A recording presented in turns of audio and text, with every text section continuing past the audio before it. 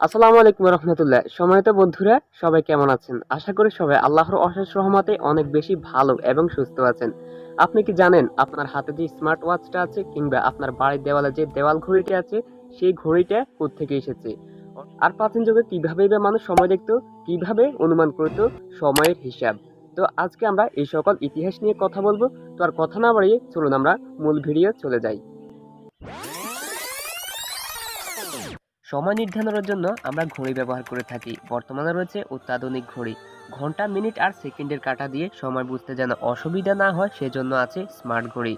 ঘড়ি আবিষ্কারের পেছনে রয়েছে কয়েক হাজার বছরের ইতিহাস। সেই সময় মিশরীয়রা আবিষ্কার করেছিল জমি মাপজোক করার পদ্ধতি। মাপজোক করতে গিয়ে তারা সময়কে পরিমাপ করতে চেয়েছিল। সময় পরিমাপের জন্য তারা আবিষ্কার করলো সূর্য ঘড়ি বা ছায়া ঘড়ি। এটি পৃথিবীতে আবিষ্কৃত হওয়া প্রথম যান্ত্রিক ঘড়ি। আনুমানিক ৫,৫০০ বছর আগে মিশর ও ব্যাবিলনে এর উৎপত্তি। ঘড়িটি আজও টিকে আছে, তবে এর সেকেন্ড ও মিনিটের কাঁটা নেই কোনো টিকটিক শব্দ। সূর্য ঘড়ি সময় দেয় একদম নিখুঁত। গোলাকার চাকতিতে একটি নির্দেশক কাঁটা ও দাগ কাটা সময়ের ঘর, এ নিয়ে সূর্য ঘড়ি। মাত্র ৭০০ বছর আগে লাতিন শব্দ ক্লক্কা থেকে এসেছে ক্লক। ক্লক্কা মানে ঘণ্টি। যদিও ইতিহাসে এই মূল্যবান সূর্য ঘড়ির আবিষ্কারক হিসেবে কোনো নির্দিষ্ট ব্যক্তির নাম পাওয়া যায়নি।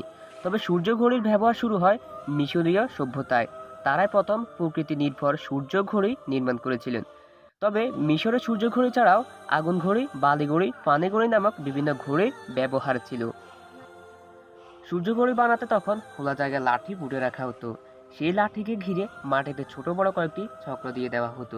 চক্রের উপর বিভিন্ন সংকেত দেওয়া থাকতো, যা দিয়ে বিভিন্ন প্রহর বোঝায়। সূর্যের আলোর কারণে লাঠির ছায়া মাটির উপরে পড়তো, আর সেই ছায়ার চিহ্ন দেখে সময় নির্ধারণ করা হতো। ইউরোপিয়ানরা এই তত্ত্বের উপর ভিত্তি করে প্রথম যান্ত্রিক ঘড়ি আবিষ্কার করেন। তবে ১৪ শতকের দিকে নির্মিত ঘড়িগুলো শুধু ঘন্টা নির্দেশে সক্ষম ছিল, মিনিট বা সেকেন্ড হিসাব দিত না।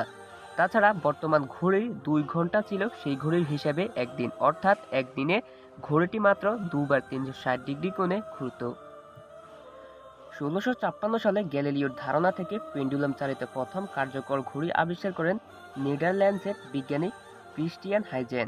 সেই ঘড়িটির পেন্ডুলাম ডানে বামে হেলে দুলে বেশ ভালোভাবে ঘুরিয়ে দিত মিনিট ও ঘন্টার খাঁজকাটা চাকতিগুলো।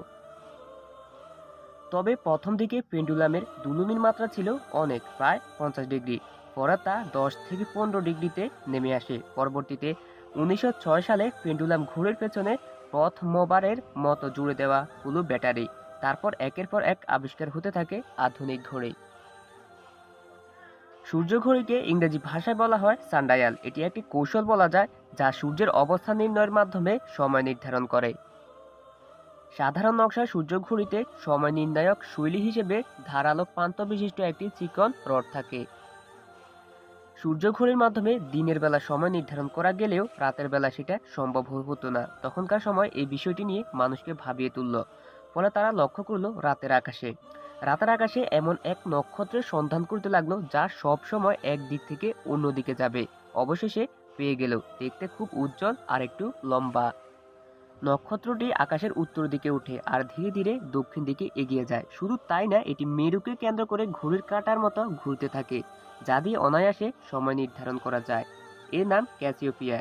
দেখতে অবিকল ইংরেজি ডি অক্ষরের মতো। এই তারা ঘড়ি প্রথম আবিষ্কার করেন জার্মানরা। তারা ঘড়ির পরে আসে পানি ঘড়ি। খ্রিস্টপূর্ব ১৪০০ সাল নাগাদ মিশরীয়রা প্রথম পানি ঘড়ি আবিষ্কার করেন। একটি ফানেলের মধ্যে পানি ভরে রাখা হতো, আর সেই ফানেলের নিচে লাগানো হতো একটি সরু পাইপ। ফানেলের পানি সরু পাইপ বেয়ে পড়তো একটি জারে। সেই জারের মধ্যে একটা হালকা কর্ক রাখা হতো। পাত্রের উপর প্রান্তে লাগিয়ে দেওয়া হতো দাঁতযুক্ত একটা সময় নির্দেশক কাঁটা। ফানেল থেকে ধীরে ধীরে পানি চলে আসতো জারে। জারে যত পানি পড়তো কর্ক ততই ভেসে উঠত। সেই সঙ্গে সময় নির্দেশক কাঁটা ঘুরতে আরম্ভ করত, যা বলে দিত সময়। বিক্রিয়া একে বলতো ক্লিপসেড্রা। এরপর এলো বালু ঘড়ি। প্রায় ১২০০ বছর আগে এর প্রচলন শুরু হয়। বালু ঘড়ি কিছুটা পানি ঘড়ির মতো, তবে এই ঘড়ির জন্য প্রয়োজন হয় একটা ফানেল, যার মাঝখানটা চ্যাপ্টা। ফানেলের উপর দিয়ে কিছুটা বালি ফানেলের মধ্যে ঢেলে দেওয়া হতো। অপেক্ষাকৃত সরু ও মিহি দানার বালি ফানেলের চ্যাপ্টা অংশ দিয়ে নিচে পড়তো। ফানেলের নিচের অংশে রাখা হতো একটি স্কেল। স্কেলের মাধ্যমে বালুর জমা হওয়ার পরিমাণ দেখে সময় নির্ণয় করা হতো। রাতের বেলা মানুষ ঘড়ির বিকল্প হিসেবে আবিষ্কার করে ফেলল মোম ঘড়ি। চীন দেশে প্রথম আবিষ্কার হয় মোম ঘড়ি। সূর্য ঘড়ির পদ্ধতিতে এই ঘড়ি তারা ব্যবহার করত। অন্ধকার করে তারা একটি মোমবাতি জ্বালাতো, সেই আলোর কাছাকাছি রাখা হতো কোনো মানদণ্ড। মোমের আলো গিয়ে পড়তো সেই মানদণ্ডে। মানদণ্ডের সামনের অংশ আলোকিত হতো আর পিছনের অংশে পড়তো এর ছায়া। মোম যত ছোট হতো ছায়া তত দীর্ঘ হতো। এই ছায়া পরিমাপ করে মানুষ সময়ের পরিমাপ করত। তবে সূর্য ঘড়ির ব্যবহারই ছিল অনেক ব্যাপক। আমাদের দেশেও আছে সূর্য ঘড়ি, যদিও অন্যগুলোর মতো এটিও এখন অচল। পুরান ঢাকার ঐতিহ্যবাহী বালধা গার্ডেন সম্পর্কিত বিভিন্ন ইতিহাস গ্রন্থ থেকে জানা যায়, গাজীপুর জেলার বালধার জমিদার নরেন্দ্র নারায়ণ রায় চৌধুরী 1909 খ্রিস্টাব্দে বালধা গার্ডেনের সূচনা করেন। তখন থেকে সূর্য ঘড়ি ঐতিহ্যবাহী এই বাগানের শোভা বৃদ্ধি করে আসছে। সূর্য ঘড়ির লোহার পাটির উপর সূর্যের আলো পড়লে তার ছায়া সমতল চাকতির যে অঙ্কের উপর পড়তে তখন ততটা বাজে। এর পাশে আরেকটি ছোট আকৃতির মিনিট নির্দেশক রয়েছে। সূর্যের অবস্থান পরিবর্তনের সঙ্গে সঙ্গে এর ছায়ার অবস্থানও পরিবর্তন ঘটে, আর ছায়ার অবস্থান পরিবর্তনের সঙ্গে সঙ্গে সময়েরও পরিবর্তন ঘটে। ভিডিওটি কেমন লাগলো তা অবশ্যই কমেন্ট করে জানাতে ভুলবেন না। আর ভিডিওর মাধ্যমে যদি বিন্দুমাত্র আপনার উপকার হয়ে থাকে তাহলে ভিডিওটিতে একটি লাইক দিয়ে রাখতে পারেন।